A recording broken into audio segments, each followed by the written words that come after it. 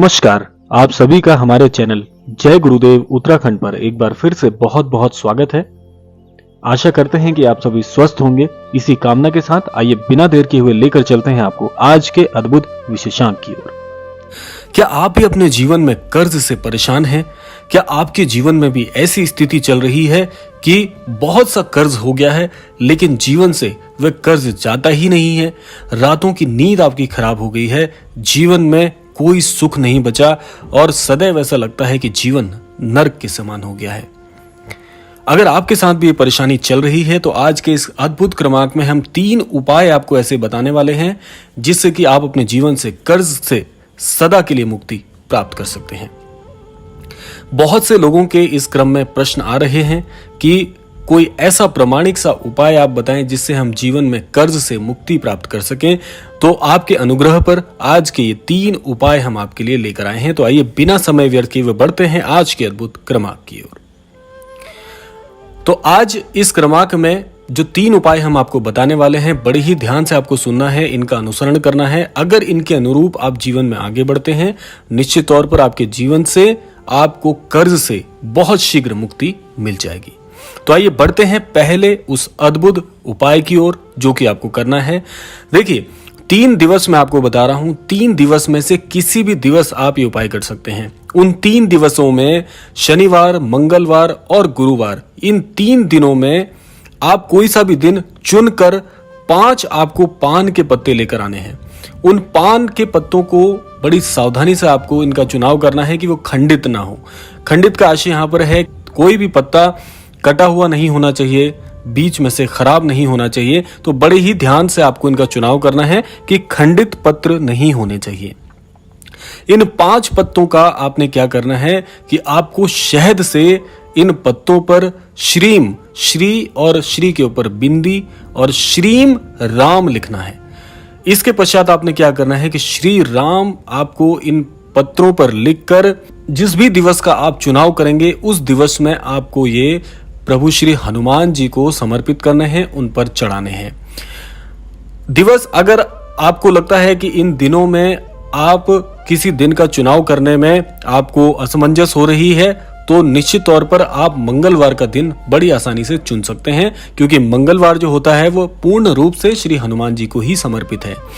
इसके बाद आपने क्या करना है कि जब आप ये पान के पत्र जो हैं वो श्री हनुमान जी को चढ़ाते हैं और श्री हनुमान जी के समक्ष आपको श्री हनुमान चालीसा का पाठ भी करना है। उस पाठ में एक बात ध्यान रहे कि आपको किसी भी दोहे पर, किसी भी चौपाई पर रुकना नहीं है। पूर्ण रूप से आपको इसका पाठ करना है। आप ये पाठ देखकर भी कर सकते हैं, यदि आपको कंठस्थ है तो उस स्वरूप में भी कर सकते हैं, लेकिन इसमें विघ्न ना आए इस बात का ध्यान रखिएगा। यानी कि श्री हनुमान चालीसा भी खंडित नहीं होनी चाहिए। श्री हनुमान चालीसा का पाठ करने के बाद आपको ये उपाय कब तक करना है? ये उपाय कम से कम आपको 3 दिवसों का चुनाव करके 3 दिवस कम से कम आपको ये करना है। इसके पश्चात आप अपना जो भी व्यवसाय करते हैं, जो भी कार्य करते हैं या जिस भी कार्य क्षेत्र में आप कार्यरत हैं, पूरी ईमानदारी से काम करना शुरू कीजिएगा। ये उपाय बहुत सटीक है, आपके जीवन पर बहुत बहुत असर डालेगा और धीरे धीरे आपके जीवन से कर्ज से आपको मुक्ति दिलाएगा। तो ये तो हो गया पहला उपाय। अब बढ़ते हैं दूसरे उपाय की ओर। दूसरा उपाय क्या है? अब आप इसको बड़े ध्यान से सुनिएगा। दूसरे उपाय के अंतर्गत आपको एक नियम बताना है। देखिए, बहुत से क्रमांकों में मैं आपको नियम बताने के लिए बोलता हूं, नियम आपको बनाने होते हैं। ये नियम आपको क्या करना है कि अगर आपकी स्थिति ऐसी है कि बहुत सारा कर्ज है, आपको बहुत ज्यादा कर्ज की स्थिति में जब आपको ऐसा लग रहा हो कि जीवन में अब कोई मार्ग नहीं बचा, तो एक नियम बनाना है जो कि 40 दिवस का है। ये 40 दिवस आपको श्री हनुमान चालीसा का पाठ नियमित रूप से अपने गृह स्थान पर करना है।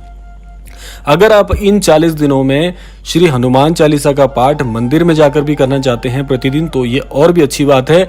अगर आप मंदिर में नहीं जा सकते और घर से ही आप इसको करना चाहते हैं तो गृह स्थान पर 40 दिन का ये नियम बनाइएगा। 40 दिन श्री हनुमान चालीसा का नियमित रूप से पाठ करें। पाठ कब करना है? जो भी समय आपको चाहे।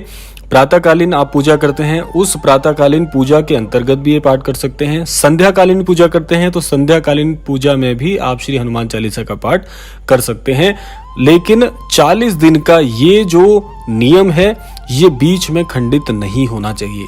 कैसे? मान लीजिए आपने उदाहरण स्वरूप में 11 दिन लगातार पाठ किया, लेकिन 12वां दिन जब इस नियम को निभाना था उस दिन आप ये पाठ करना भूल गए या किसी कारण से नहीं कर पाए, तो भी मैं आपको इसका समाधान बता दूं कि आपको वहां पर जब इसका खंडन हो जाता है, आप नहीं कर पाते, तो फिर से पुनः 40 दिन इसको लगातार करना ही है।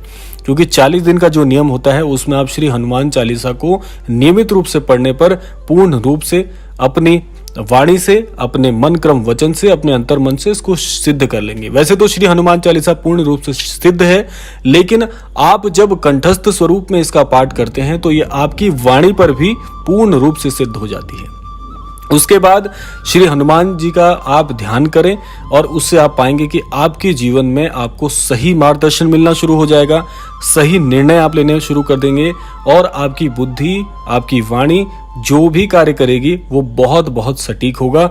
इस प्रकार से आपके जीवन से सारा जो कर्ज है वो पूर्ण रूप से आपके जीवन से ओझल हो जाएगा। तो ये हो गए 2 उपाय। अब बात करते हैं तीसरे और सबसे महत्वपूर्ण उपाय की। देखिए, ये उपाय आप अगर सही विधि से, सही मन क्रम वचन से करते हैं तो आप पाएंगे कि आपको बहुत शीघ्र कर्ज से या कर्ज की स्थिति से मुक्ति मिल जाएगी। तीसरा उपाय मैं आपको बता देता हूं। इस तीसरे उपाय में आपको एक बात का ध्यान रखना है कि मन से, तन से और अपने विचारों से पूर्ण रूप से शुद्ध होकर ये उपाय आपको करना है।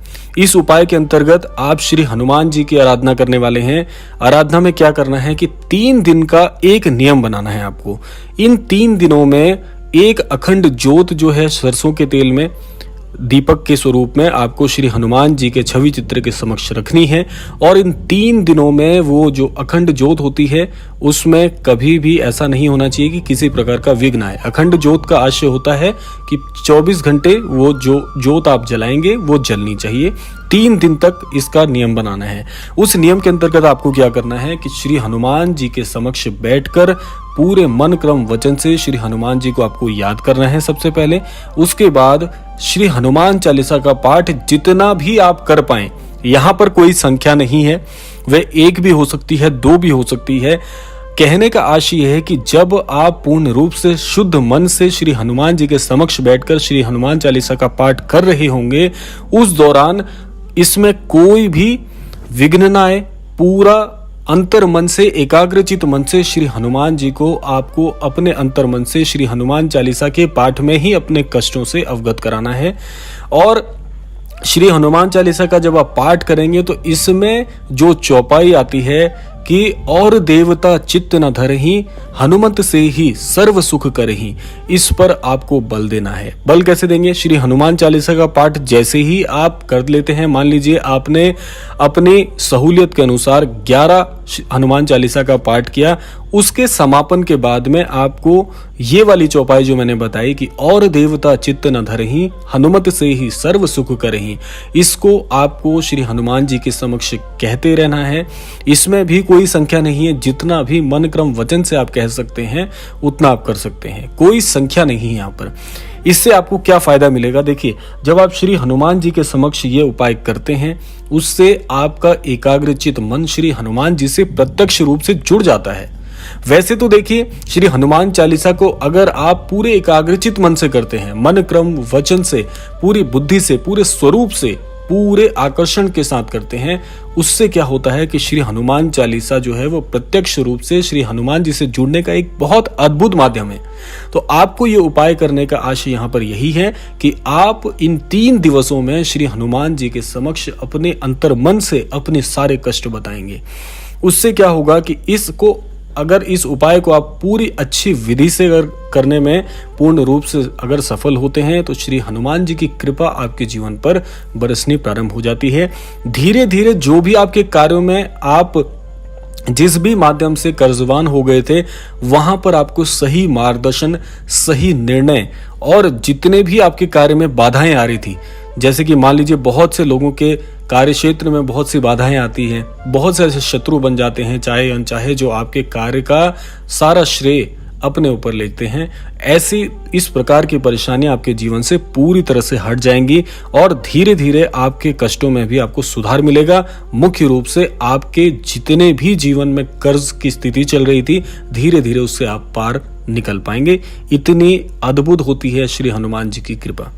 तो ये 3 उपाय जो मैंने आपको बताए, अगर विधिवत रूप से आप करते हैं तो आप जीवन में देखिएगा कितने लाभ आपको प्राप्त हो सकते हैं। इसमें मैं एक बात आपको और बता दूं, यदि जीवन में आप इन 3 उपायों से अपने कर्ज की स्थिति से बाहर निकल जाते हैं तो इन तीनों नियमों को आप अपने आम तौर पर जीवन में भी अपना सकते हैं। ये बड़े शक्तिशाली 3 नियम हैं। तो यह था आज का अद्भुत क्रमांक। आशा करते हैं इस क्रमांक के माध्यम से अवश्य ही आप कुछ सीख पाए होंगे। इसी कामना के साथ अब विदा लेने का समय आ गया है।